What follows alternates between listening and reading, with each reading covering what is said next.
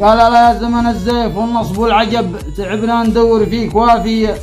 نصاحبه زماننا شامه ماس من ماضي الحقب، وشمس الوفاء في عصرنا شبه غاربه. قد الناس غير الناس والواقع انقلب، واصحاب هذا الوقت ثامن عجائبه بوقت العوافيه. صاحبي يفتل الشنب لا حلقت، تلقى مطانيخ هاربه ولا احتاج لك يغريك بالهرج والكذب، ولا قد شبع يا اخوك بانت معايبه.